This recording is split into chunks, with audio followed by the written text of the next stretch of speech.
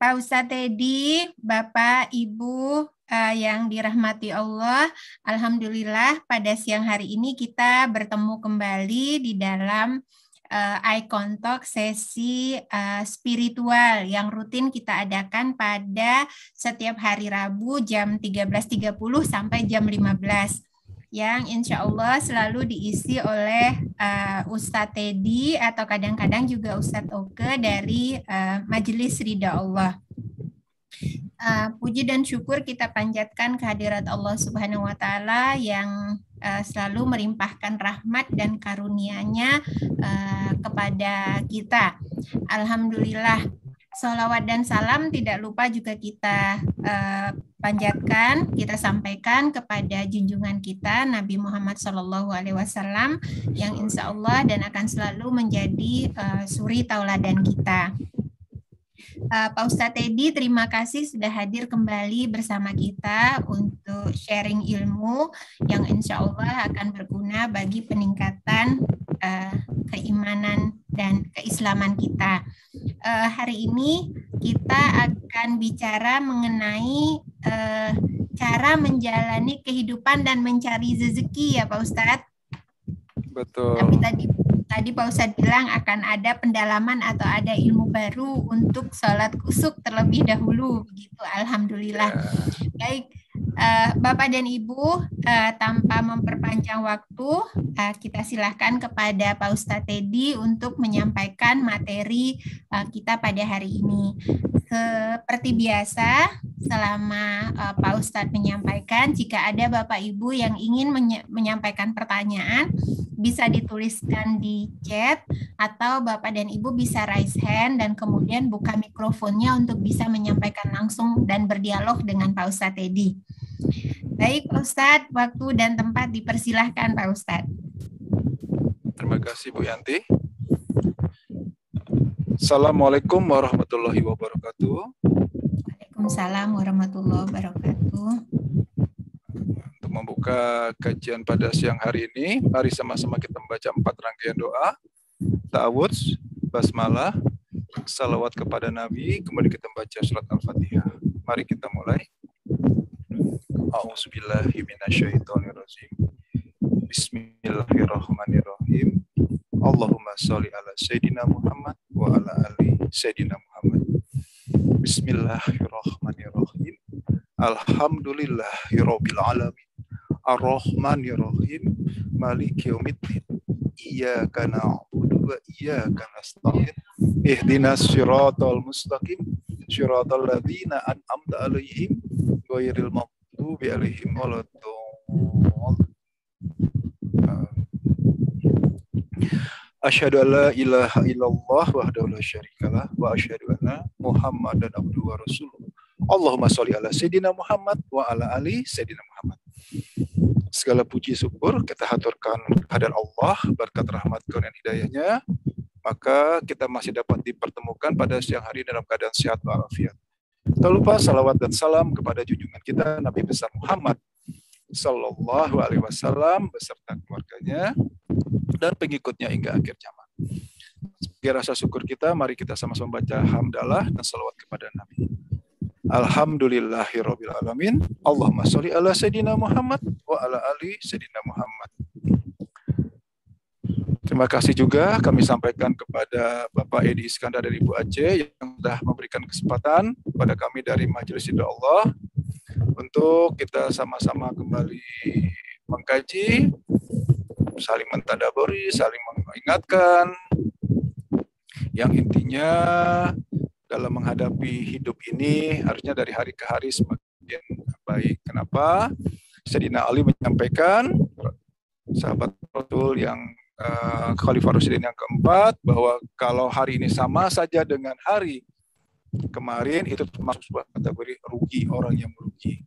Nah, kalau hari ini lebih buruk daripada hari yang sebelumnya, itu malah masuk dalam kelompok orang yang celaka. Berarti hari ini harusnya bisa lebih baik ketimbang hari-hari sebelumnya. Baik, tadi saya sampaikan di awal, waktu kajian belum dibuka, bahwa tema kajian pada hari ini, apa Bu judulnya? Cara menjalani hidup dan mencari rezeki, Pak Ustadz. Cara menjalani hidup rezeki. Tapi memang ada yang menarik tadi. Sebelumnya saya sempat masuk tiba-tiba, wah susah katanya gitu kan. Nggak biasa lagi. Nah, saya tanya apa sih yang susahnya gitu kan. Oh ternyata intinya masalah sholat. Oke, pas. Artinya apa? Saya juga sudah niat bahwa sebelum tema kajian pada hari ini, yuk kita ulangi lagi, yuk kita mantapkan lagi mengenai sholat yang lama ini sudah kita lakukan. Tahap pertama sudah saya sampaikan metodenya, kemudian sudah kita ulang lagi yang kali yang kedua. Nah, tadi juga saya mendengar kok lari-lari lagi, jalan-jalan lagi. Wajar. Kenapa wajar? Wajar, benar wajar. Kenapa? Kita punya musuh yang menggoda setiap saat. Siapa namanya? Setan. Iya. Iblis setan nggak tinggal diam, ibu-ibu bapak-bapak. Pada saat ibu udah mulai dapat metode baru, kemudian mulai mempraktekkan dan mulai khusyuk, memangnya iblis setan tinggal diam? Enggak, dia juga cari metode baru untuk menggoda. Itu dia. Ya kalau enggak ya selesailah pelajaran ini kan. Semua saatnya khusyuk. Enggak, justru di sini. Di sini poinnya bahwa yang namanya iblis dan kawan-kawannya, setan dan kawan-kawannya itu, mereka udah punya KPI, bahkan punya ada yang bertugas khusus mengganggu pada saat kita sholat. Wajar memang ditugas seperti itu. Nah, maha baiknya Allah tentu ada imbangan dong. Ada yang hitam, ada yang putih, ada pria, ada wanita, tentu ada iblis, ada setan, tentu ada juga yang membantu kita untuk mengimbangi. Kalau enggak kan habis kita dimakan. Iblis setan itu gurunya malaikat loh. Al-Quran sangat hafal, tahu mereka. Ilmunya tinggi banget. Bahkan malaikat pun sempat berguru sebelum dia tidak taat kan. Hanya satu kok poinnya yang iblis salah. Nggak taat, disuruh menyembah Nabi Adam, enggak kan? Malaikat, walaupun awalnya komplain kan loh. Ya Allah kok yang merusak kau jadikan. Tapi begitu Allah menjelaskan kenapa Nabi Adam menjadi lebih utama, lebih mulia, tunduk, sujud.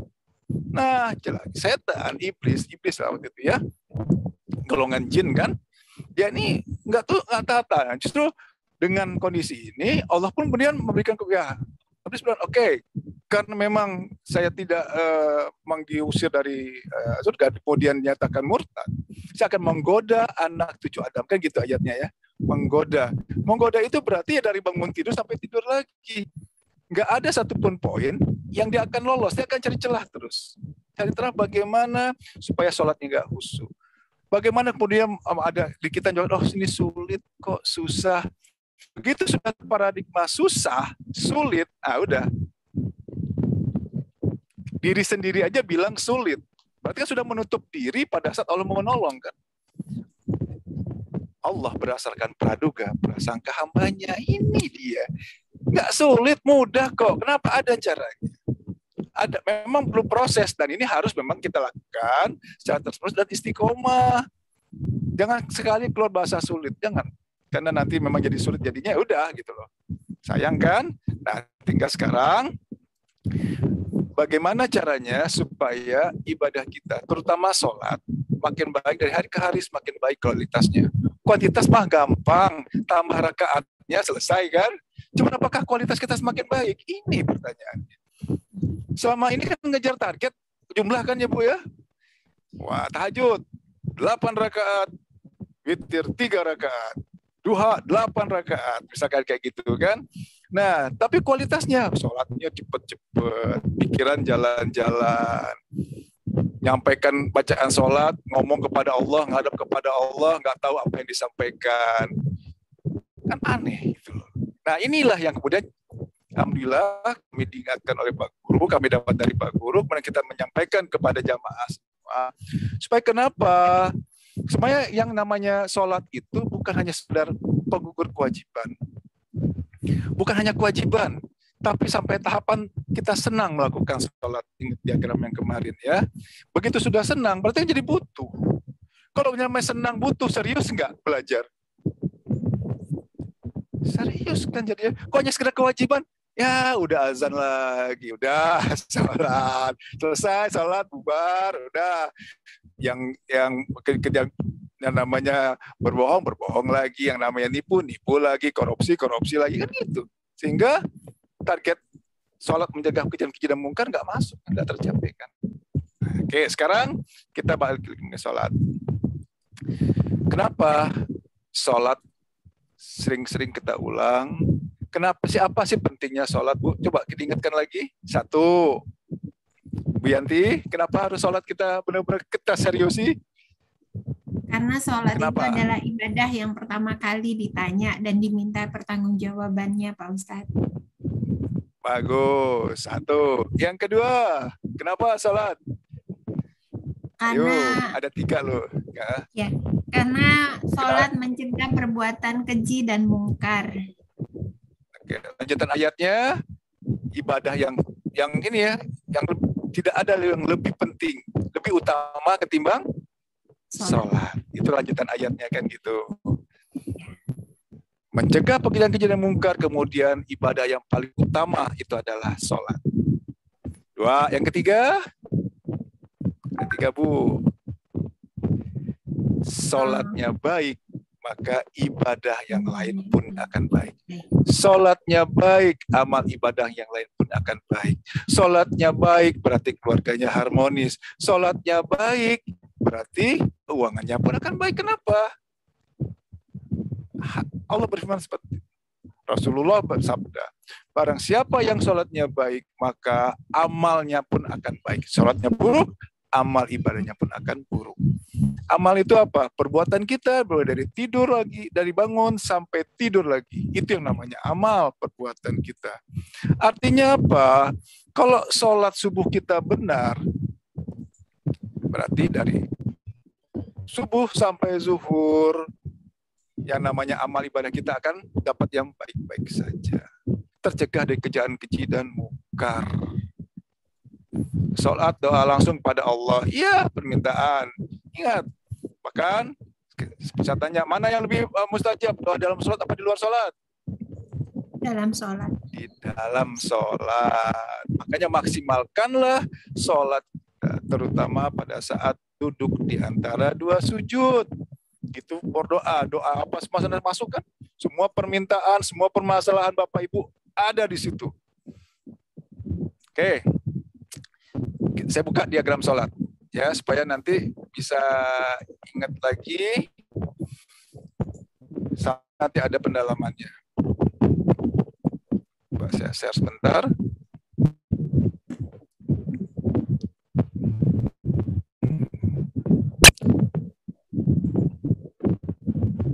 Pak Ustadz, maaf mungkin mikrofonnya agak ngegantung, jadi suaranya kresek-kresek, Pak Ustadz. Kresek-kresek ya? Ya. Ngegantung. Coba, kalau ini masih? Sepertinya. Masih kresek-kresek ya? Masih Pak Ustadz. Bentar, saya coba ini ya. Coba saya lepas mic. Karena dicas kali ya. Ini? Masih juga kresek-kresek? Masih Pak Ustadz. Masih.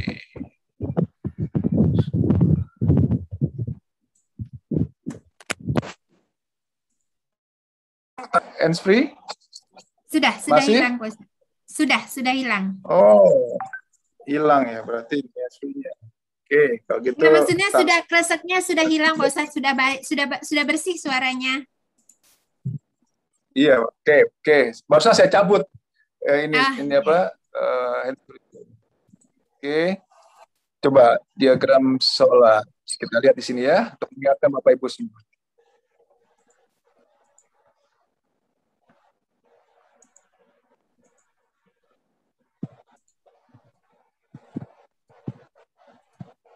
Oke. Kita langsung masuk ke poin 1 sampai dengan 7 ya. Jadi, saya ingatkan kembali.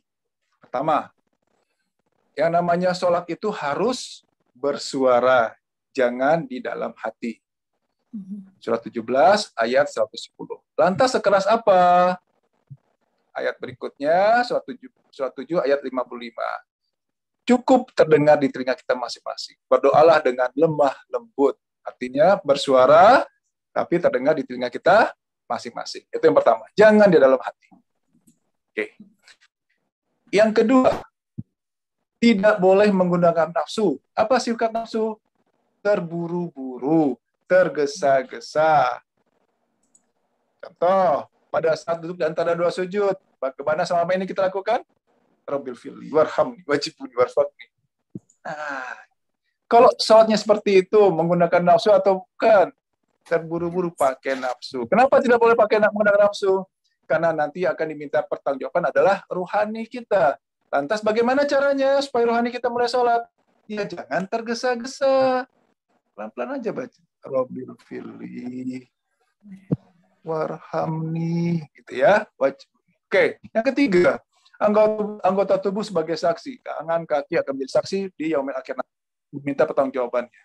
Pada saat kita sholat, mata terpejam. Ditanya nanti di yaumil akhir, bisa jawab nggak? Sholat, apakah engkau sholat? Karena kita merem? Ayo, mata bilang saya nggak sholat. Ini berarti sholat harus melihat. Jangan meram, jangan terpejam. Berkedip boleh. Melihat apa? Melihat titik sujud. Jadi jangan merem ya. Harus melihat apa? Melihat titik sujud. Yang keempat, dalam keadaan sadar. Dalam keadaan seperti ini. Pada saat saya mengucapkan Bismillahirrahmanirrahim, mulut mengucapkan Bismillah, telinga mendengar, dan sadar mengucapkan Bismillahirrahmanirrahim. 1 sampai 4, latihan fokus, latihan pikiran, tidak jalan-jalan. Kalau Bapak Ibu pikirannya masih kadang-kadang jalan-jalan, nah, coba agak pertama, suaranya agak diperkeras, terutama ibu-ibu ya. Karena tidak berjamaah, agak dikeraskan sehingga benar-benar mantap kedengaran suara. Bismillahirrahmanirrahim. Jadi mengucapkan Bismillah, telinga mendengar. Biasanya jalan-jalan pada saat satu kita mengucapkannya ini nggak terdengar lagi di kuping. Yang kedua, biasanya cepat-cepat. Nah, ini satu poin lagi. Inti utama supaya fokus itu adalah jangan tergesa-gesa, baik gerakan maupun ucapan. Tenang-tenang, pelan-pelan aja. Bismillahirrahmanirrahim. Pada saat kita tidak tergesa-gesa, bersuara, otomatis itu akan dalam keadaan sadar. Tapi satu aja ibu nggak lakukan. Di dalam hati misalkan. Atau diucapkan tapi cepat-cepat. Nah, itu biasanya jalan-jalan lagi pikiran. Ya, jadi poin-poin tadi, tolong betul-betul dipraktekkan. Pertama, harus bersuara. Untuk langkah awal yang namanya belajar ya. Sama seperti kayak naik sepeda kan, belajar sepeda kan nggak bisa langsung cepat, pelan-pelan dulu kan. Goesnya kan, ngayuhnya kan pelan-pelan tuh. Sama, pelan-pelan juga di sini. Nanti lama-kelamaan, kalau memang sudah terbiasa, ibu berlatih seperti ini, agak cepat pun pikiran nggak akan jalan-jalan. Tapi di tahap awal ini, pelan-pelan. Benar-benar pelan-pelan. Tenang, pelan-pelan. Itu poinnya. Dan bersuara. Oke. Itu ya. Bersuara, jangan tergesa-gesa. Kemudian melihat, poin utama satu lagi juga, melihat titik sujud. Dan 4 dalam keadaan sadar. Oke. Saya akan perdalam di poin 5, 6, dan 7. Kebaca, Bu, ya? Kebaca. Terbaca, Bu, Yan? Oke.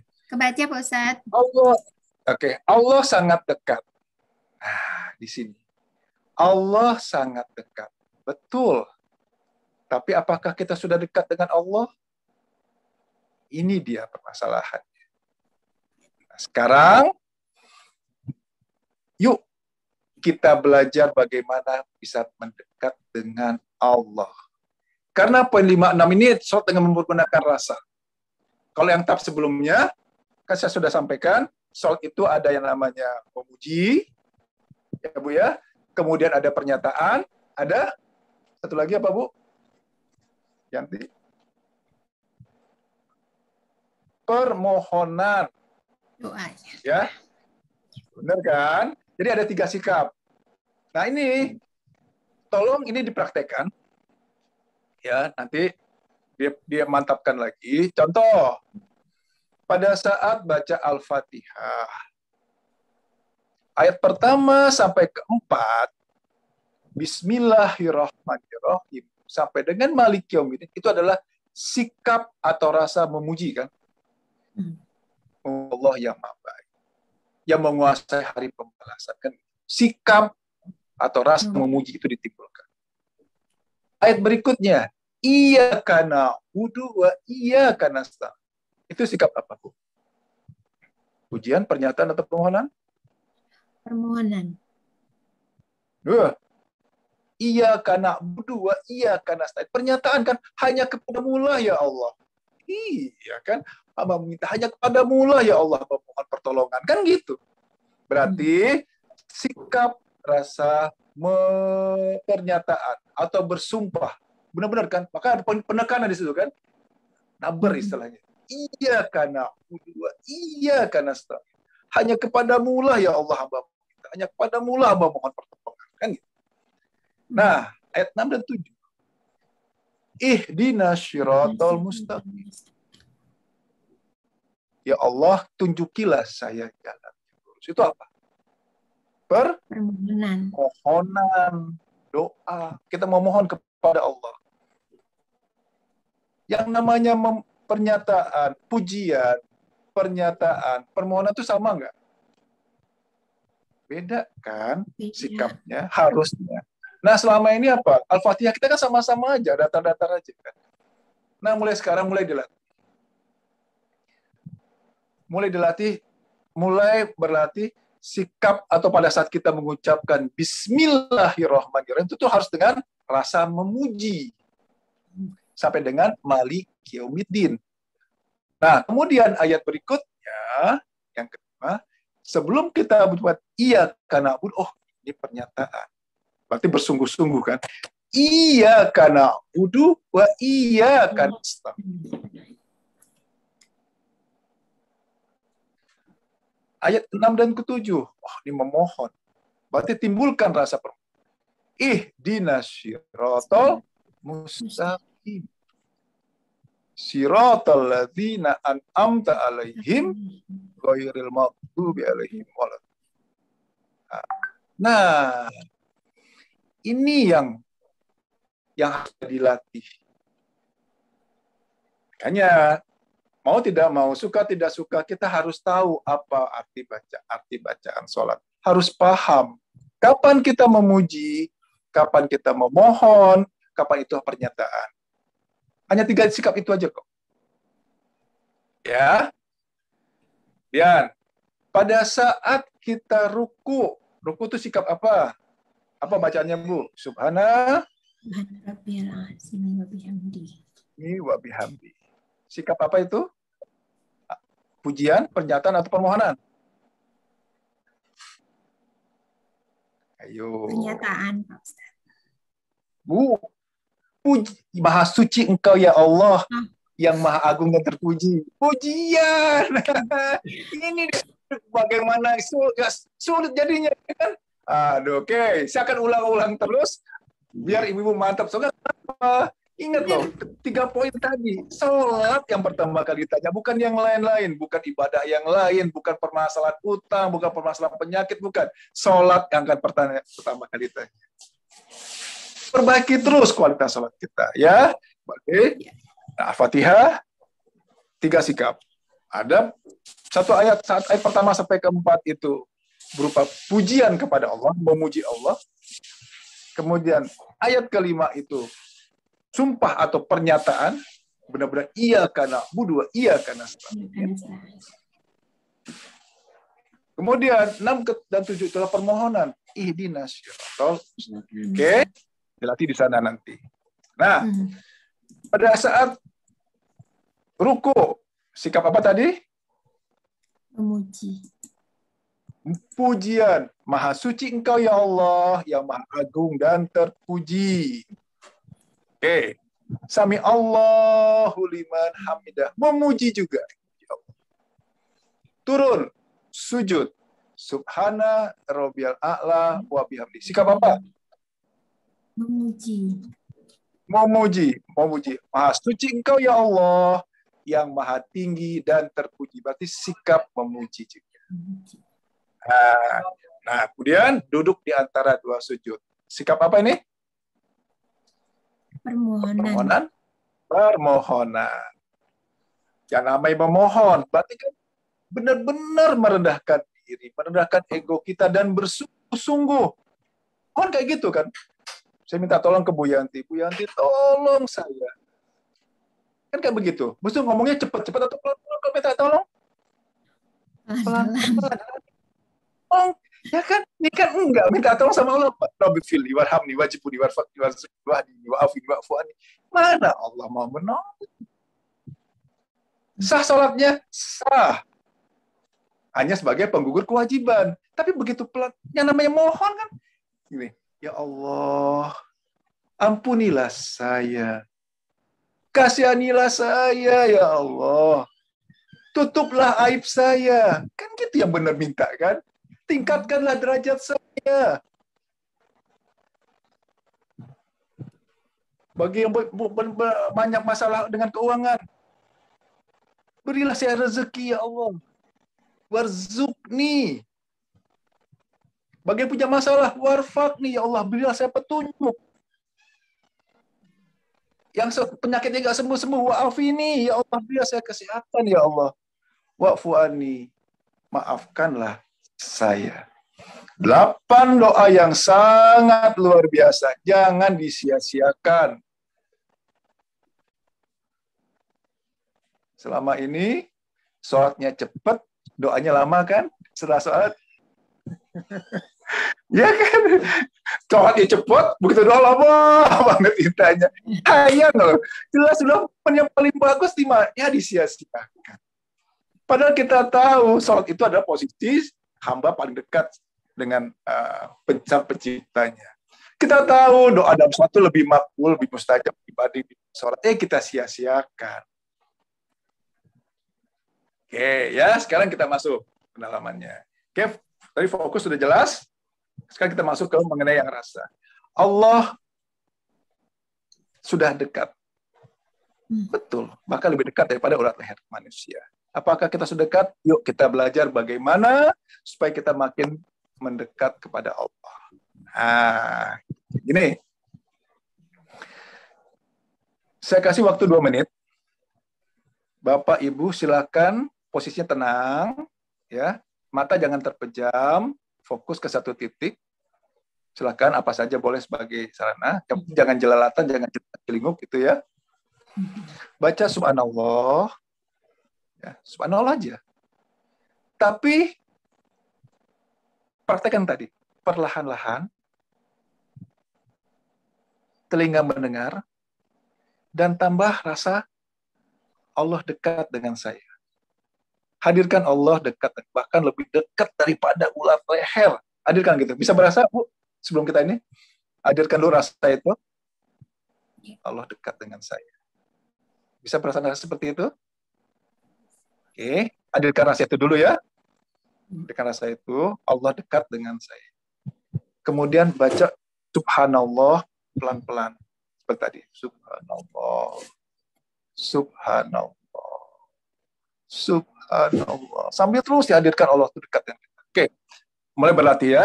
1, 2, 3.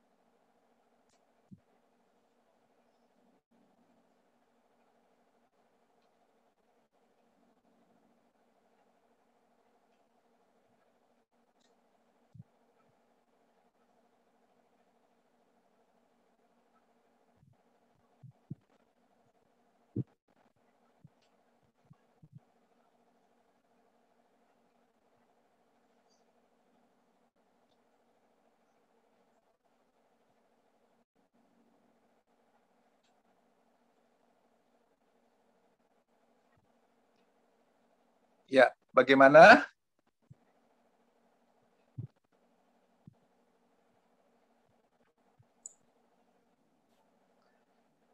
Mana Bu Yanti? Mulai dapat rasa dekat dengan Allah? Dapat Pak Ustadz, alhamdulillah. Mereka rasakan? Rasa Allah itu benar-benar dekat dengan kita. Asal itu tadi kan pelan-pelan. Jangan tergesa-gesa. Mulut mengucapkan, telinga mendengar. Subhanallah. Subhanallah. Itu ya. Bisa dapat Bu? Rasa itu? Dapat. Oke. Yang lain, coba saya dengar. Ada yang masih belum dapat rasa mendekat, kita ulang lagi nanti. Raise hand. Kalau memang belum bisa Ustaz, mendingan sekarang nggak bisa daripada ditanya malaikat ya. Udah di liang kubur, kalau ditanya gitu kan. Mendingan ngaku sekarang deh daripada ntar ngakunya. Udah nggak ada kesempatan kalau ngaku udah di yaumil akhir nanti kan. Ya. Bapak dan Ibu silakan agar bisa diskusi dengan Pak Ustadz. Iya, silakan Ibu Suyatmi. Silakan Bu, silakan. Bu atau Pak Suyat Midran, silakan. Bu, Ibu, silakan Bu di unmute. Oke. Ya. Ya. Assalamualaikum warahmatullahi wabarakatuh, Pak Ustadz. Waalaikumsalam warahmatullahi wabarakatuh. Masih jalan-jalan ya. Oke, masih jalan-jalan. Oke, ya. Saya tanya sekarang. Waktu Ibu bilang subhanallah. Subhanallah. Itu sudah pelan atau masih cepat? Oke, kita berlatih lagi ya. Coba intonasinya gini. Ritmenya makin dipelanin. Subhanallah. Menghadirkan Allah itu dekat dengan kita. Subhanallah. Tuh. Kalau yang benar lakukannya, pas ada merinding, ada gemeteran, pengen nangis. Oh, itu loh, Bu. Coba, ya, dilatih, Bu. Subhanallah. Mulut mengucapkan, telinga mendengar. Jangan dalam hati, coba.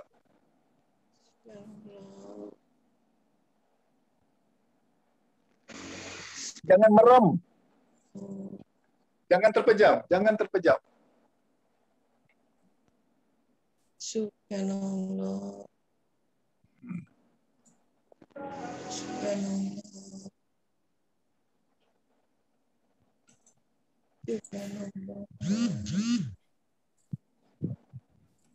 Subhanallah. Ya, gimana Bu? Ya, mulai. Ya, ya kan? Jadi saya lihat tadi, pertama Ibu merem. Ya. Jangan merem. Udah mikir kemana-mana tuh. Percaya deh. Jangan biasakan melek ya. Jangan merem. Kalau merem tuh nanti ingat apa, ingat itu kesalahan ini. Tuh, mata melihat. Fokus ke satu titik. Silakan titik apa. Nanti nggak jelalatan ya, nggak celingak-celing. Yang kedua, bersuara. Mulut bersuara, telinga mendengar. Yang ketiga, jangan tergesa-gesa, pelan-pelan. Nah, sambil mengucapkan itu, hadirkan Allah itu dekat. Bayangin aja, Allah dekat dengan saya. Kan bisa ngebayang dekat kan? Makin dekat, ya Allah dekat dengan saya, subhanallah. Ingat, pada saat kita berjalan, Allah akan berlari mengejar kita. Pada saat kita mendekat kepada Allah, Allah akan lebih dekat pada kita. Saya merinding loh, Bu. Pada saat kita mendekat kepada Allah, Allah akan lebih dekat lagi dengan kita. Ini dia. Mulai latih ya. Mulai latih supaya kita semakin dekat Allah. Baik. Nah, ya, oke, sambil jalan kita berlatih lagi. Sambil jalan. Nggak apa-apa, Bu. Ya, takut seperti itu ya. Oke, sekarang. Ya. Ayo kita berlatih. Tadi kan sudah tuh baca subhanallah. Ya. Sekarang baca surat Al-Fatihah. Baca surat Al-Fatihah, caranya sama. Tetap bersuara. Pertama, mata melihat, jangan terpejam.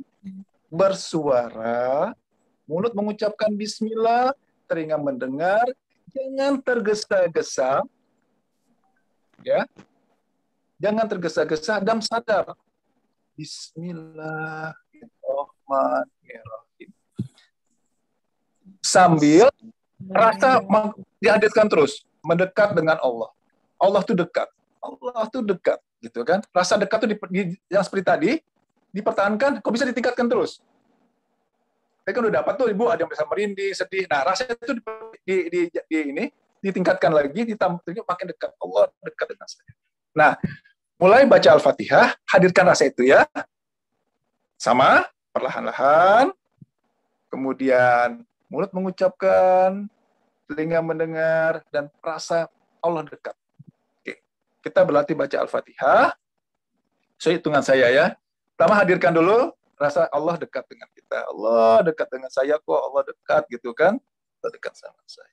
Bahkan Allah lebih dekat daripada urat nadi, urat leher kita. Oke. Hadirkan rasa Allah dekat, bahkan lebih dekat daripada urat nadi kita. Kemudian mulai baca surat Al-Fatihah. Surat Al-Fatihah. Kita mulai. 1, 2, 3. Mulai.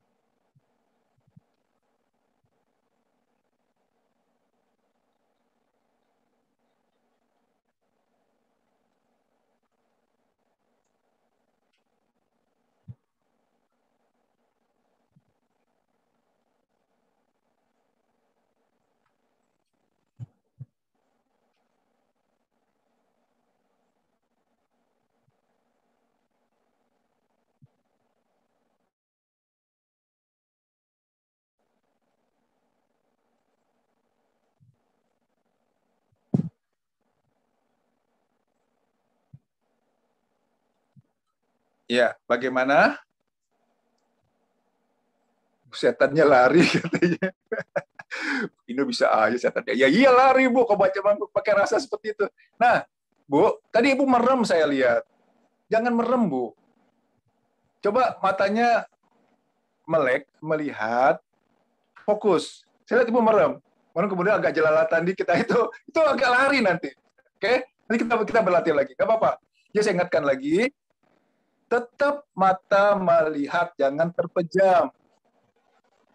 Ngedip boleh, fokuslah ke satu titik, ya, lihat tenang aja, nggak usah tegang, tenang aja melihatnya. Tapi tetap harus melihat, jangan merem. Kemudian perlahan-lahan pakai rasa. Bagaimana? Surat Al-Fatihah masih sudah lebih baik ketimbang sebelumnya. Nggak usah mikirin arti ya. Kita belajar dekat dulu, rasa dekat dengan Allah. Pak Suya tadi angkat tangan. Bagaimana? Silakan di-unmute. Masya Allah, nangis Ustadz, air mata jadi saksinya, Ibu Ami. Alhamdulillah. Yuk, nggak pengen kayak Ibu Ami. Ini semua ada praktek loh, tinggal bagaimana, lakukan aja. Lakukan apa yang saya tadi arahkan ya. Ikutin aja, ikutin. Coba rubah kebiasaan selama ini. Oke, Ibu Ina angkat tangan, silakan. Bu, tolong di-unmute Ibu Ina. Bu Ina angkat tangan, silakan. Ya. Assalamualaikum warahmatullahi wabarakatuh, Pak Ustadz. Waalaikumsalam warahmatullahi wabarakatuh. Berbagi pengalaman kemarin ya, beberapa Bu. Hari. Ya, Pak. Sebentar, Pak. Oke. Assalamualaikum warahmatullahi wabarakatuh. Waalaikumsalam. Mungkin saya ingin berbagi pengalaman beberapa hari kemarin ketika saya bertugas mengampu di pendidikan latihan dasar ASN, Pak Ustadz, para calon ASN Kabupaten Bogor di Puncak tadi ya. Jadi mohon maaf, saya ini salah satu media iswara di BPSDM Jabar. Di sana itu, di tempat penginapan itu, alhamdulillah Pak Ustadz, banyak yang saya alami dan memang Syaitani Rajim ini luar biasa. Bahkan menurut saya Pak Ustadz, sudah ada yang berbentuk manusia. Ya memang. Itu. Ya memang betul. Al-Quran kan Oke, lanjut Bu. Pak Ustadz. Ya, tapi kalau untuk saya ya Pak Ustadz kan sudah diajarkan oleh Pak Ustadz ya. Kalau kita dicoba, diuji, ya kita harus bersyukur ya Pak Ustadz ya. Mungkin pada awalnya, ya pada saat saya ada merinding-merinding, takut-takut. Pertama masuk ruangan yang di Wisma Industri itu, masuk aja, kita kan berdoa, udah lihat apa sih? Gitu kan. Nah, terus kebetulan saya terpisah, ada 4 kelas. Kelompok saya itu di Evergreen, di seberangnya. Nah, di sana itulah Pak Ustaz. Saya nggak bisa lebih gawat lagi. Wow. Ya sudah, Bu, paham. Lebih gawat ya. Ya itu, Bu. Ya namanya. Aduh. Masya Allah. Itu semua pengalaman. Saya sangat bersyukur. Bu, udah paham ya. Terima kasih, Bu. Oke. Nah, Bapak, Ibu, jadi apa yang kami sampaikan di sini bukan hanya teori, tapi saya sudah praktek, Ibu juga ada yang sudah praktek. Dan memang ayat-ayat Al-Quran itu benar kok. Ya kan, Bu? Sholatnya baik, maka ibadah pun akan baik. Sholat itu mencegah pekerjaan keji dan mungkar. Salah satu kerjaan keji itu apa? Mungkar. Ya kita diganggu oleh iblis, setan. Kalau sholat kita benar, akan terbebas kerjaan keji dan mungkar. Bahkan pada saat kita sedang di kondisi nyaman, bahagia sendiri pun, kayak Ibu Rika kemarin tanya, bagaimana supaya saya nggak tergelincir, supaya kita nggak dalam kondisi yang nyaman, supaya nggak tergelincir. Ya udah sholat. Kenapa sholat itu mencegah kok? Mencegah itu artinya apa? Dia tidak melakukan dan dia pun tidak terkena pekerjaan keji dan mungkar. Oke. Yang lain, ada yang mau ini? Pak Ustadz. Kan baru. Oke, ada lagi, Bu?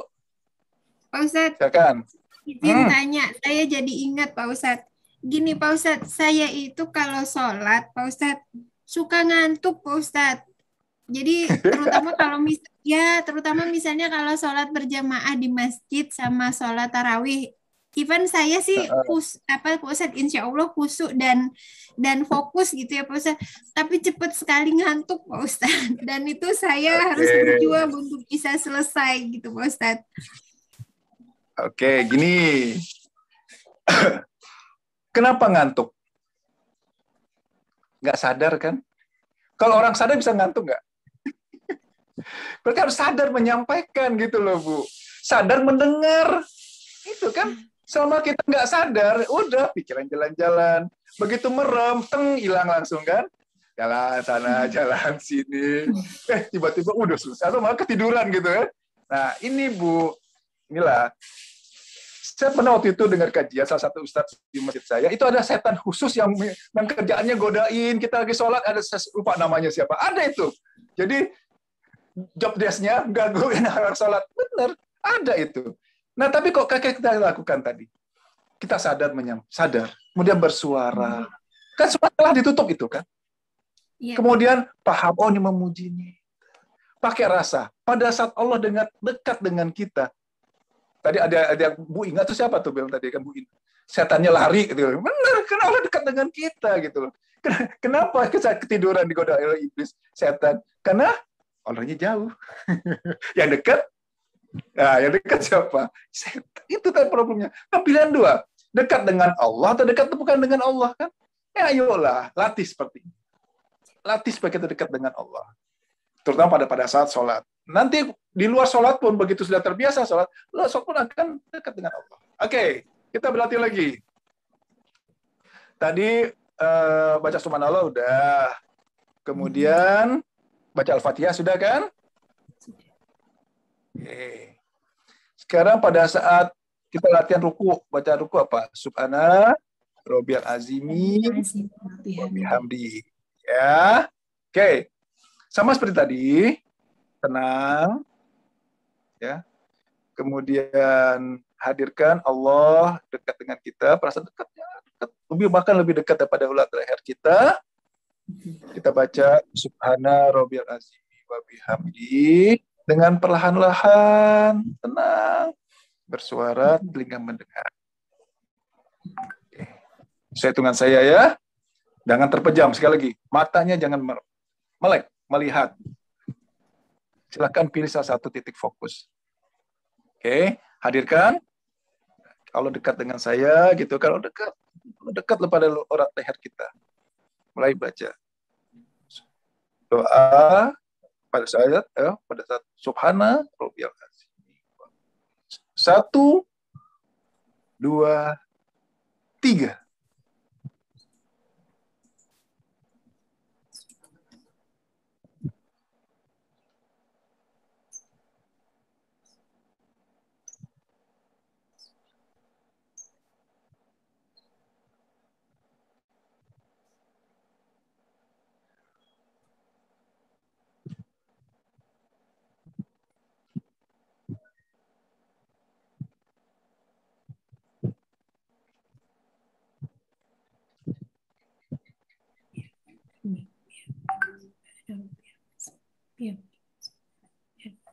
Iya.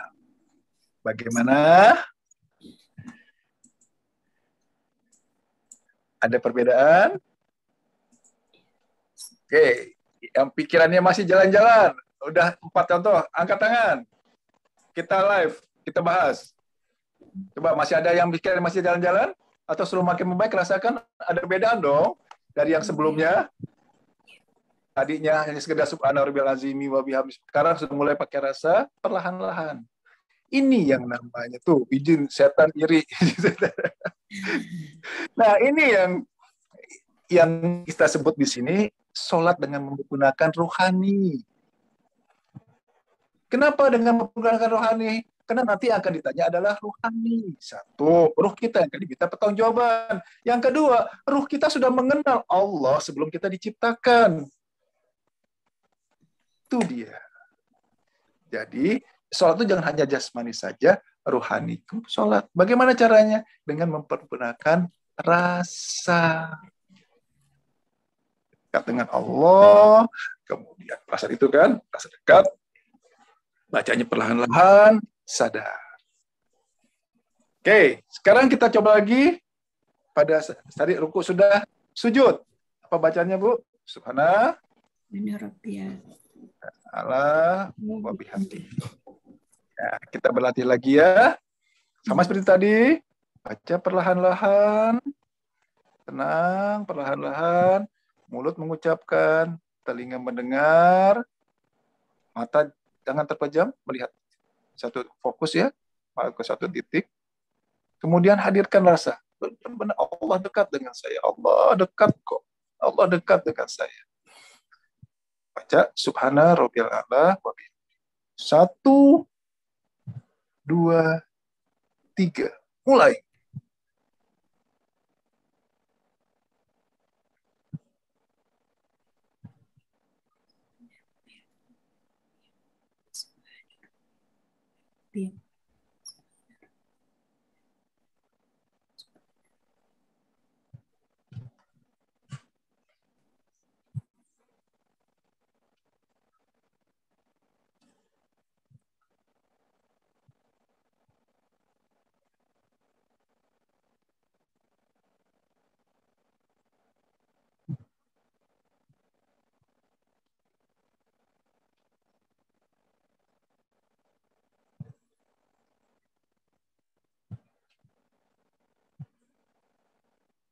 Ya, bagaimana?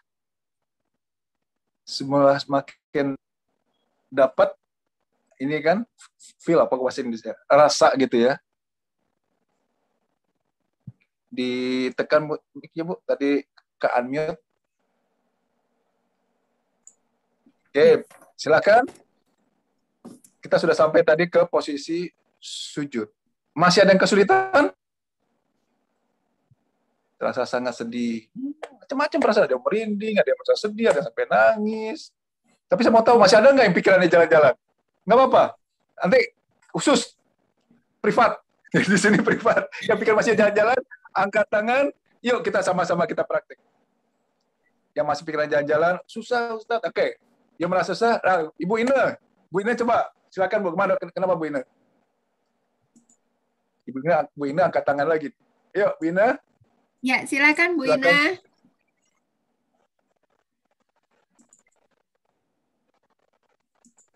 Bu Ina, Ibu Ina, silakan. silakan di-unmute, Ibu. Assalamualaikum. Jadi gini Pak Waalaikumsalam. Ustadz, jadi memang betul Pak Ustadz yang Pak Ustadz katakan itu ya. Saya mengalami sendiri Pak Ustadz, karena kemarin itu kan darurat ya Pak Ustadz ya, ke sana itu. Jadi begini, sebetulnya ketika kita tenang aja dulu gitu. Ketika ada mereka itu ya, saya sambil merinding ini. Biasanya kalau tempat-tempat gelap, disitulah mereka depan kamar emang mandi. Emang tempat terang nggak ada? Di mall paling banyak Bu. Di mall juga banyak. Itu yang lagi viral. Yang lagi viral tuh orang-orang nonton IC. Banyak kan. Saya juga kan. Jadi ini gini. Kadang ya, misal kita itu gerah, ingin mandi, ya inginnya cepet mandi, apalagi kalau di Bogor nih kan panas gitu kan, karena ingin cepet-cepet mandi, Pak Ustadz ya, kadangkala urusannya sedang banyak gangguan itu, wah pengen buru-buru ke kamar mandi nih, padahal kan harusnya tenang aja, doa. Istilahnya doa. Iya, doa dulu. Betul. Minimal bismillah. Ya.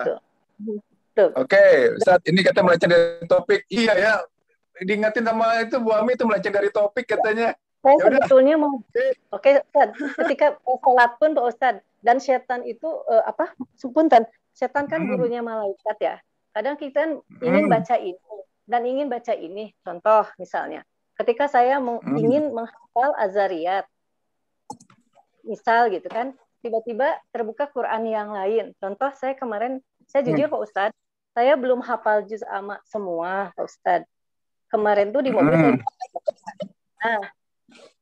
saya kan ingin mengamalkan ketika sholat itu baca apa gitu ya Ustadz. Nah ketika sholat itu, gini, kan kata Ustadz kita harus merasakan, ya kan, ada pujian, ada pernyataan, ada janji, ada doa, permohonan. Ya. Hanya saya ingin bercerita sedikit ketika saya baca ayat, misalnya yang di dalam Al-Quran. Kadangkala kita inginnya apa? Setan tuh pinter banget, Pak Ustadz. Bahkan saya pernah mengalami dahulu, Pak Ustadz, waktu saya SMA. Saya hafal ayat kursi. Tapi saat itu luar biasa ya Allah. Itu saya pernah alami Pak Ustadz. Itu saja mungkin yang ingin saya ceritakan Pak Ustadz. Jadi ketika Ibu, oke. Saya salat, jelas. Oke. Ya, kita kembali lagi ke ini ya, ke intinya bahwa pengajian sampai 1 jam juga ya. Setengah 2, setengah 3 sekarang. Tapi ya inilah izin Allah. Tadi saya niat di awal, saya hanya mungkin sebagai pengantar mungkin 15 menit atau 20 menit untuk sholat, ternyata bisa sampai 1 jam. Insya Allah ini yang nama izin Allah itu kan pasti baik dan sempurna. Rencana saya, niat saya akan menyampaikan bagaimana cara menjalani sekaligus mencari rezeki ya. Bagaimana cara menjalani ini ilmu baru dari Pak Guru. Tapi ternyata memang kita diberi kesempatan untuk mendarami sholat. Nah, artinya apa? Lebih utama saat ini, betul.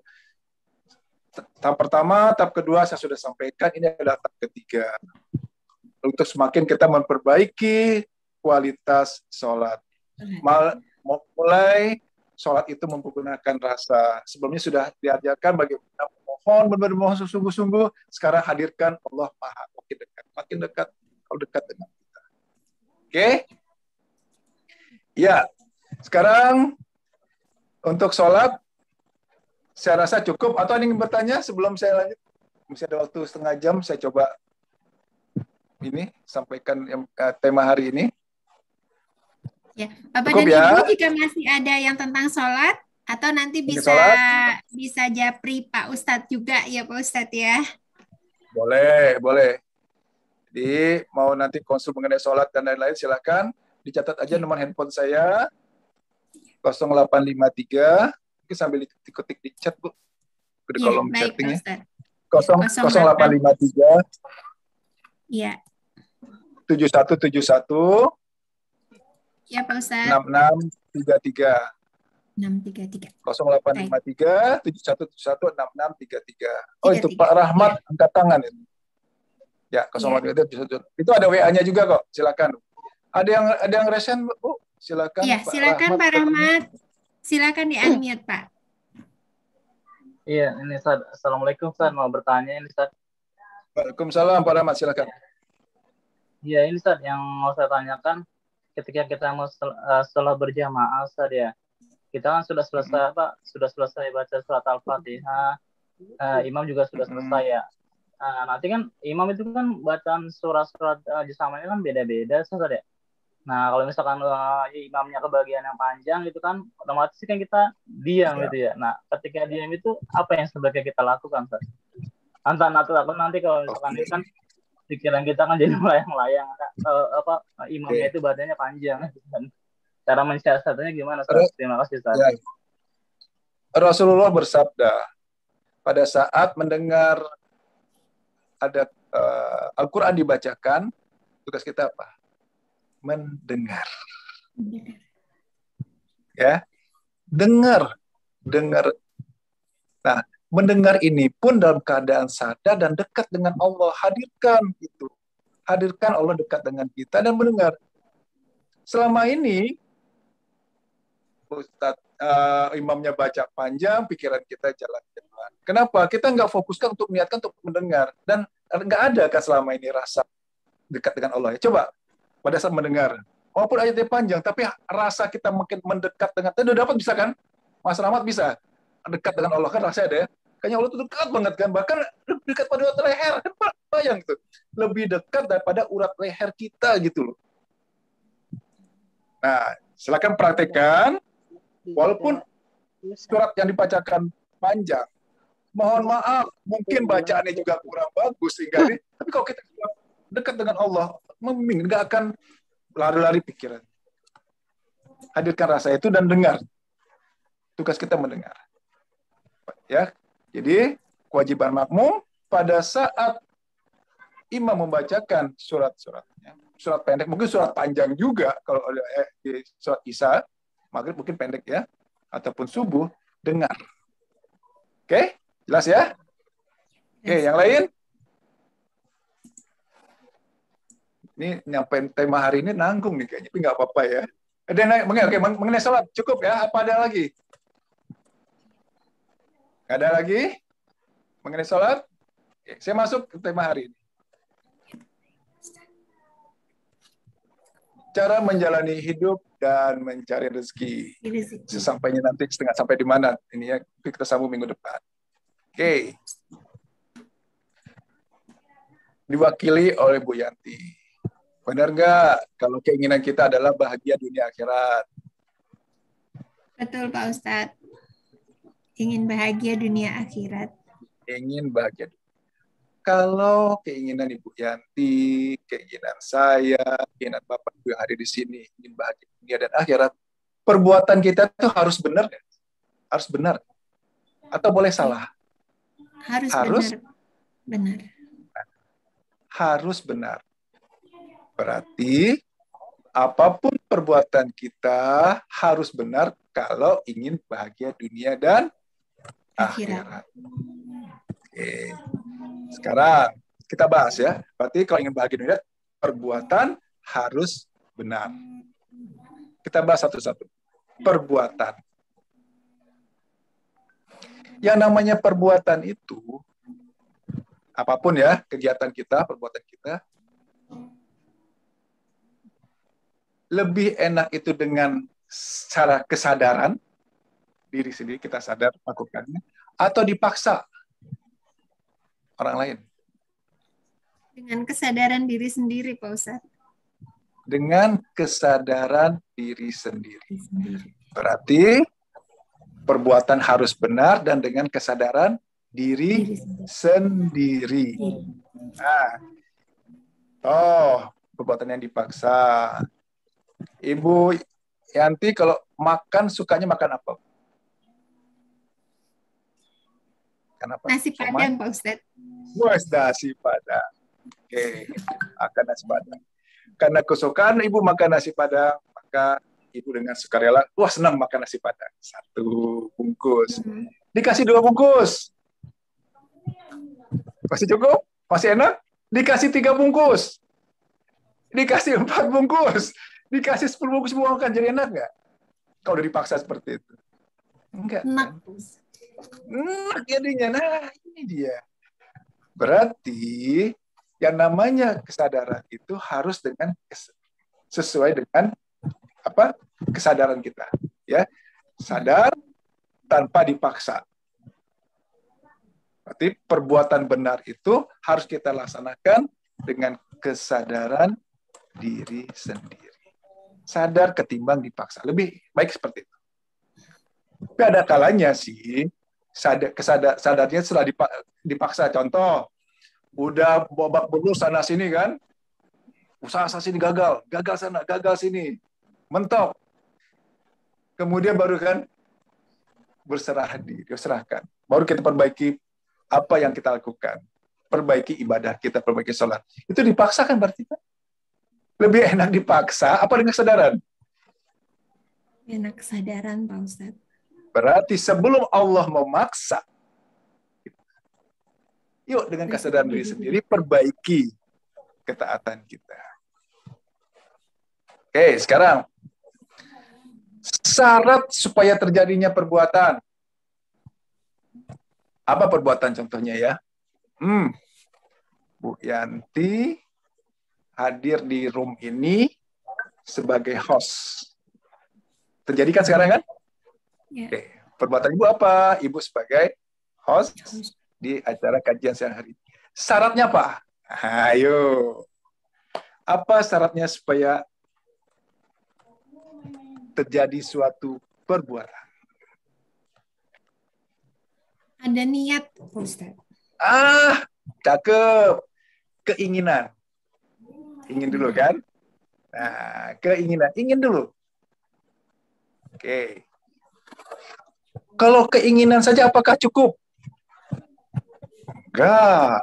Kalau cuma ingin doang, kemudian ibu nggak berangkat, nggak buka Zoom-nya, nggak buka laptop, kejadian nggak? Enggak. Enggak kan? Berarti yang kedua adalah keyakinan. Oh, yakin. Hari ini ada kegiatan Zoom, dan yakin juga Pak Teddy hadir. Kalau ibu nggak yakin saya hadir,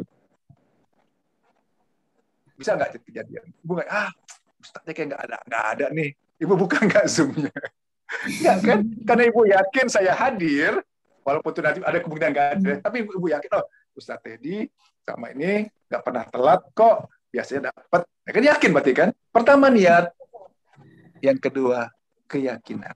Keyakinan. Saya pelan-pelan di sini. Karena perbuatan itu bisa terjadi karena adanya 2 syarat, yaitu keinginan dan keyakinan. Berarti supaya terjadi perbuatan baik, keinginannya juga harus baik, keyakinannya juga harus benar atau baik. Betul? Saya ulang. Karena kita ingin hidup bahagia. Runut di atas ya. Ingin hidup bahagia berarti harus perbuatan kita harus baik. Oke, perbuatan harus baik. Apa syarat perbuatan? Terjadinya perbuatan atau tindakan itu karena adanya keinginan. Ingin. Saya ingin jadi host hari ini. Oke. Oh, saya yakin Pak Teddy hadir di rumah. Makanya saya jadi host juga laptop. Kan gitu. Salah satu aja nggak ada, gagal. Yakin aja tapi nggak ingin. Atau ingin aja nggak yakin, nggak kejadian kan? Betul? Oke. Nah, kalau keinginan, contoh,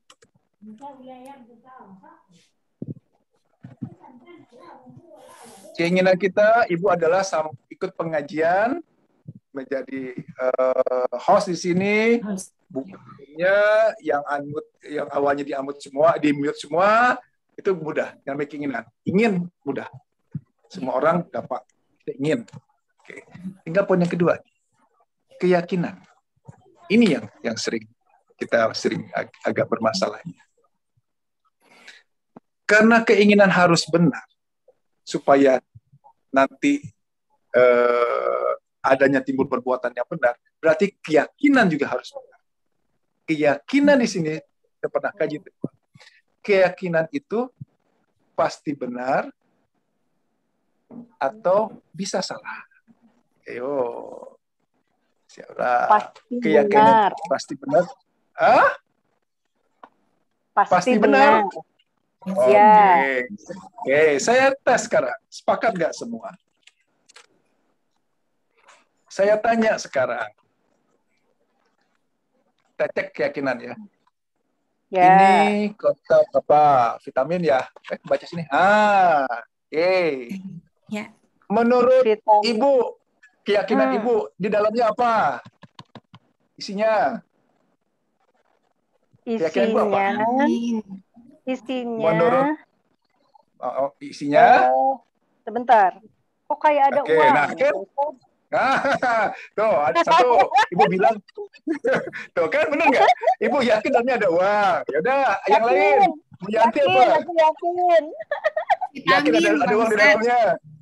Oke. Vitamin. Ibu yakin. Yang lain. Apa yang di dalamnya? Ayo. Bu Yanti apa? Menurut Ibu apa? Uang juga dalamnya? Enggak, Pak Ustadz, vitamin. Vitamin. Berarti sudah ada dua keyakinan. Satu yakin dalamnya uang. Yang ketiga, yang kedua Bu Yanti bilang vitamin. Ada yang lain? Yuk kita buktikan. Apa di dalam? Kosong, Bu. Ayo. Kosong. Ya kan? Berarti keyakinan itu bisa salah. Tuh. Betul. Benar kan? Benar. Apa buktinya? Orang ateis yakin kan? Yakin benar yakin Tuhan itu nggak ada kan? Orang ateis. Iya, betul. Bahkan ada yang yakin kan manusia itu dari kera katanya. Ya Allah. Iya nggak? Berarti keyakinan itu bisa salah. Makanya hati-hati di sini. Hati-hati dalam keyakinan. Batas. Oke. Bagaimana supaya keyakinan itu kita yakinkan jadi benar? Nah, sekarang bagaimana caranya kita tingkatkan keyakinan itu jadi benar? Berdoa. Berdoa, bisa tiba-tiba oh iya benar kosong gitu. Bukan, maksudnya gini. Dibuktikan. Contoh. Dibuktikan. Dibuktikan. Sekarang gini, keinginan Ibu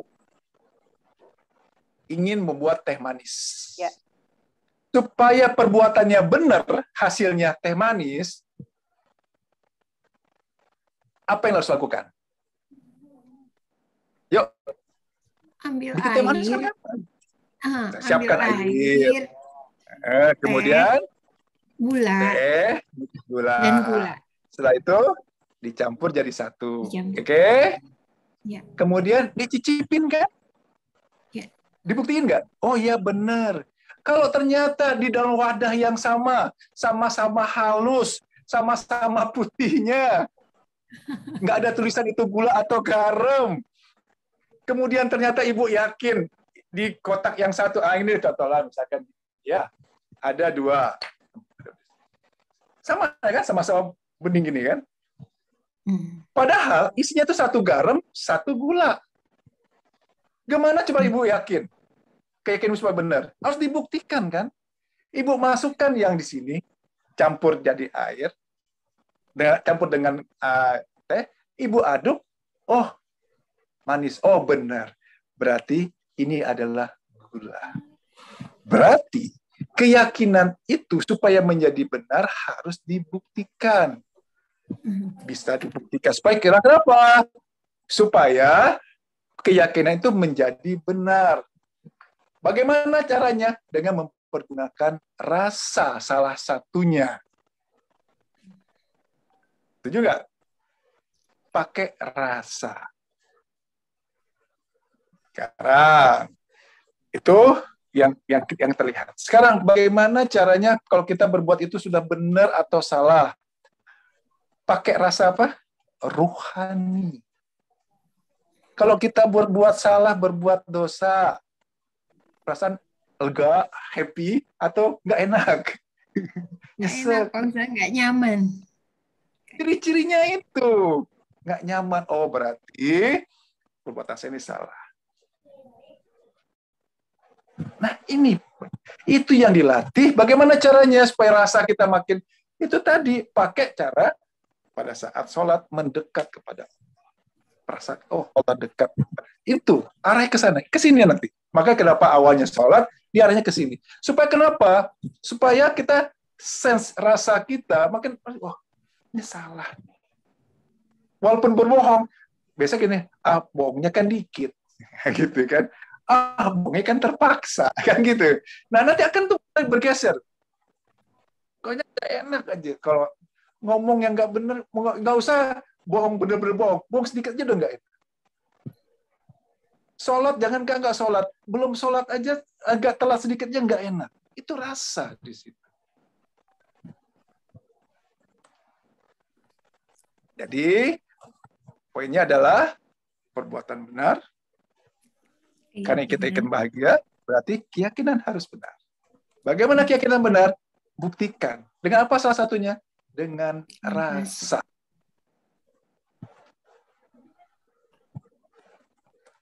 Jadi, suatu keyakinan yang benar akan menghasilkan hasil perbuatan yang benar. Suatu keyakinan yang salah, kita balik sekarang. Kayak tadi, Ibu Jana mau bikin teh manis. Ada 2 botol benar-benar mirip. Halus dua-duanya. Ibu masukkan yang sebelah kanan yang ini.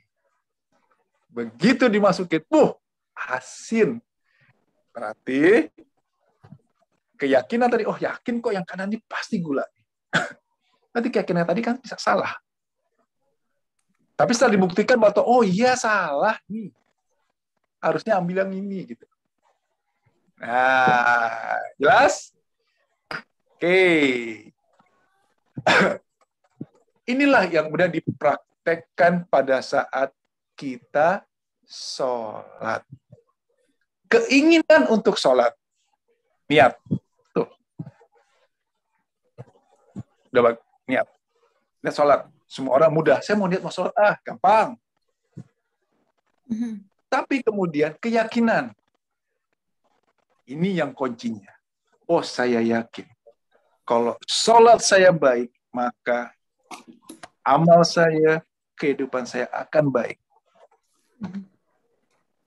Kalau sholat saya buruk, saya akan buruk juga nih.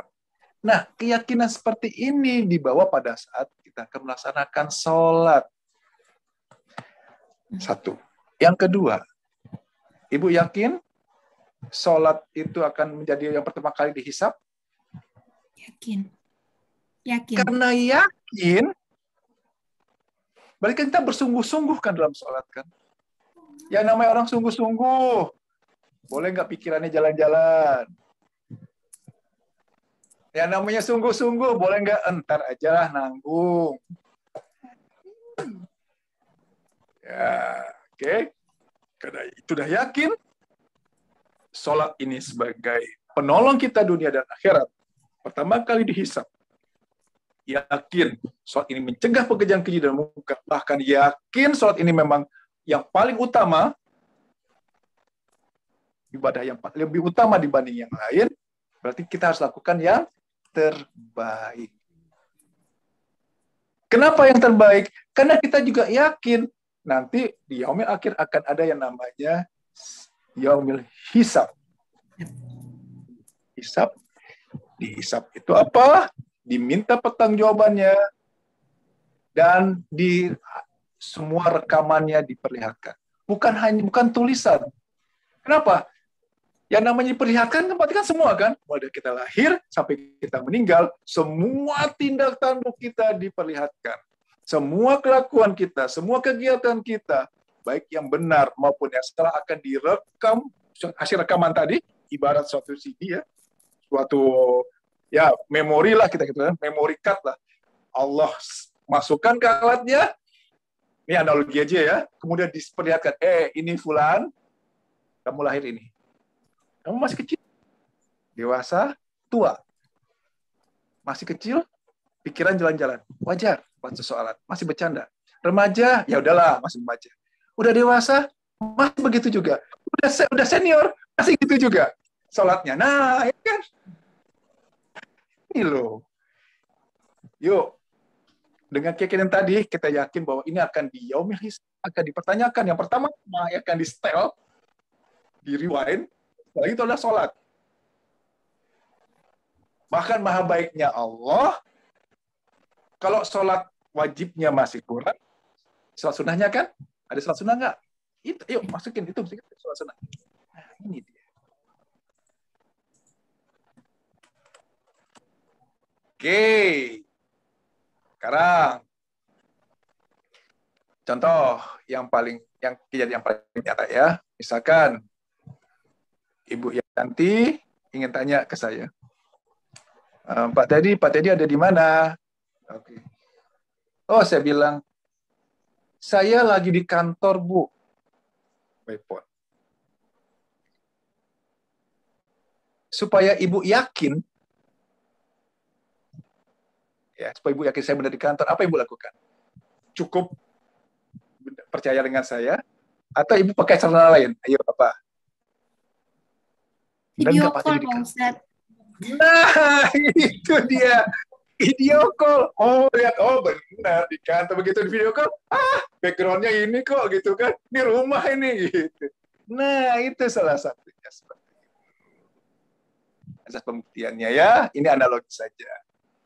Oke, sekarang kita lanjut. Pada saat Allah mengizinkan kita menjalani kehidupan ini, mulai dari lahir sampai kita meninggal nanti. Pertanyaannya, apakah Allah sudah menentukan, artinya sudah mengsetting di fulan jadinya ini, atau kita diberi kebebasan untuk berusaha? Diberi kebebasan untuk melaksanakan keinginannya, kebebasan apa? Ayo, sudah ditentukan, dua pilihan. Pak Ustaz. Sudah ditentukan. Udah ditentukan. Kalau udah ditentukan, berarti udah jelas dong. Ini masuk neraka, ini masuk surga, gitu. Atau diberi kebebasan. Yang taat masuk surga, yang nggak taat masuk neraka. Ayo. Kasih diberi kebebasan dong, Bu. Kalau tadi diberi kebebasan, buat apa ada Al-Quran sebagai pedoman hidup? Ya kan? Justru karena manusia diberi kebebasan, fulan, silakan kau pilih. Mau jadi Islam atau jadi kafir. Oh, silakan, sudah Islam. Mau jadi taat atau enggak. Kan gitu. Fulan, silakan. Milih meeting atau sholat dulu ditambahkan. Fulan, mana lebih dulu? Ibu, silakan pilih. Terus masak di dapur, atau begitu azan, stop dulu, berhenti, sholat. Pilihan loh, Bu. Ya kan? Oh, iya. Iya, pilih itu pilihan. Kenapa Allah memberi pilihan? Karena nanti manusia akan diminta pertanggungjawabannya. Kalau Allah udah tentukan, nggak bisa dong Allah memberi pilihan. Jelas, ngapain minta pertanggungjawaban? Dia udah pasti masuk neraka, gitu kan? Kan enggak. Allah kasih kebebasan. Silahkan berusaha, silahkan pilih, itu pilihan. Silahkan mencuri atau tidak, silahkan berbohong atau tidak, walaupun kesempatan ada. Silahkan sholat atau tidak, kan itu. Silahkan nunda-nunda atau enggak, kita tepat waktu. Silahkan mau belajar begini-gini aja atau mau ditingkatkan kualitas sholatnya, itu kebebasan. Kenapa? Karena nanti Allah akan meminta pertanggungjawabannya. Apa rewardnya? Kalau memang baik ibadahnya, taat, dia akan diberi hadiah pahala dan surga. Demikian juga sebaliknya. Dapat siksa, dia melakukan perbuatan dosa, mendapat siksa, dan ujungnya neraka. Itu, Bu. Berarti kesimpulannya, keyakinan yang kurang kuat akan melakukan perbuatan yang ragu-ragu. Bahkan ini bisa. Berarti namanya perbuatan yang benar harus dengan keyakinan yang kuat. Niat, oke. Semua orang bisa niat. Tingkatkan dengan keyakinan yang kuat. Bagaimana keyakinan kuat? Yakin. Apapun yang Allah sampaikan, apapun yang Al-Quran sampaikan di sana itu adalah benar, walaupun secara logika kita sulit.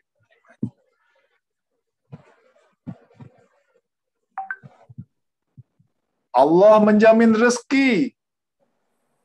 Kita bilang sekarang, oh, hidup susah nih, kena PHK atau gaji berkurang. Tapi karena kita yakin bahwa Al-Quran itu benar, nah, jadinya perbuatan kita jadi benar nggak?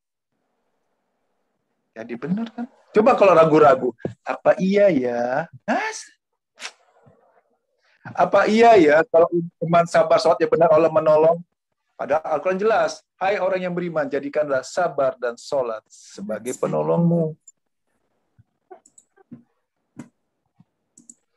Itu. Oke. Masih ada waktu. Oh, udah tinggal 5 menit lagi ya. Jadi, untuk bagaimana mencari rezeki, saya rasa saya skip untuk minggu depan. 5 menit lagi, sekiranya ada yang bertanya, silakan. Ayo kita diskusi. Silakan Bapak Ibu, jika ada yang ingin ditanyakan, bisa langsung raise hand atau bisa ditulis di kolom chat. Oke, masih ada 5 menit. Karena tanggung, tadi kalau saya sampaikan mengenai rezeki, nggak tuntas keburu azan. Sekarang jam 3, udah asar. Oke, cukup Bapak Ibu? Atau masih ada waktu, ya 5 menit ya Bu ya? Jam berapa sekarang? Masih ada 5 menit ya? 5 menit lagi. Mengenai yang lain, ada yang ingin disampaikan? Mengenai sholat juga boleh, masih ada waktu 5 menit.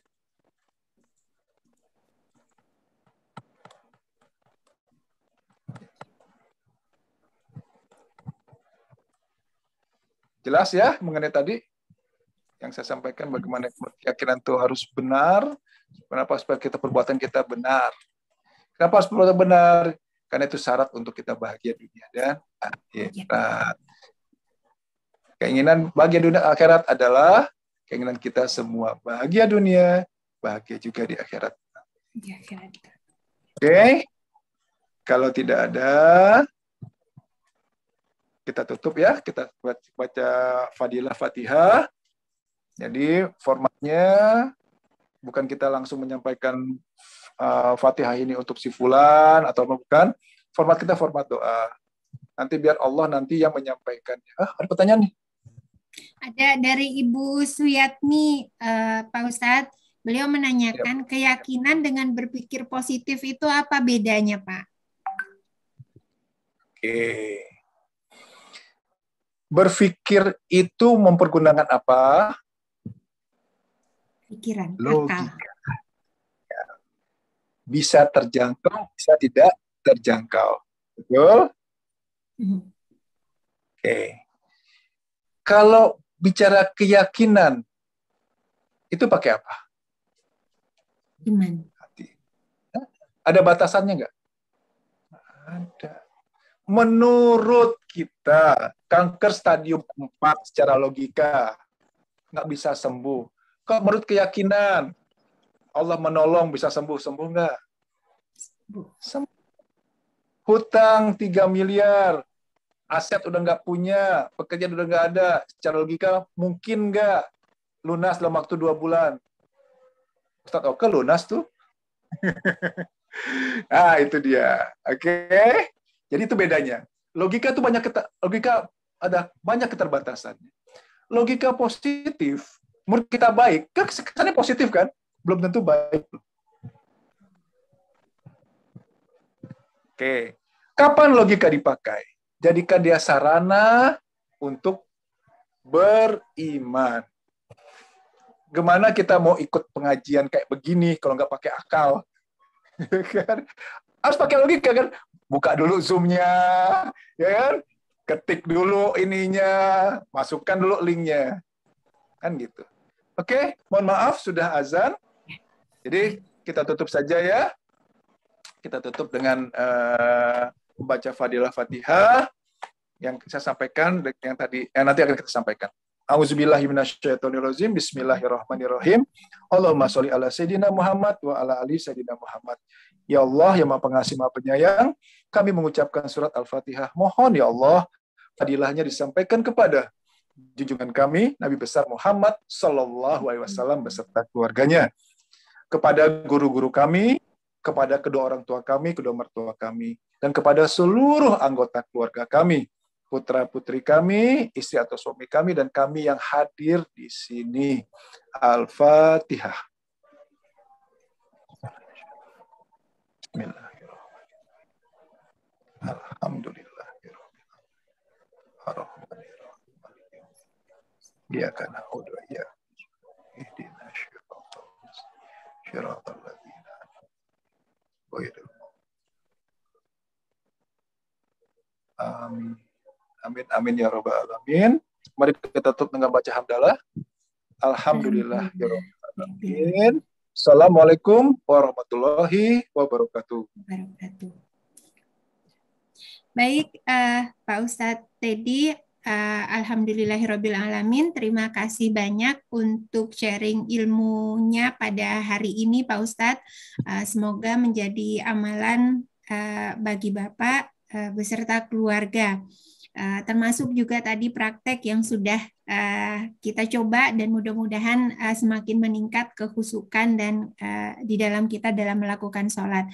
Bapak dan Ibu, semoga minggu depan kita bisa bertemu kembali melanjutkan kajian yang masih separuh ya Pak Ustadz. Mudah-mudahan kita sehat semua. Kita tutup majelis kita pada hari ini dengan mengucapkan doa kafaratul majlis. Ya, subhanakallahumma wa bihamdika asyhadu alla ilaha illa anta astaghfiruka wa atubu ilaika. Baik Bapak dan Ibu, mohon izin untuk kita tutup. Wassalamualaikum warahmatullahi wabarakatuh.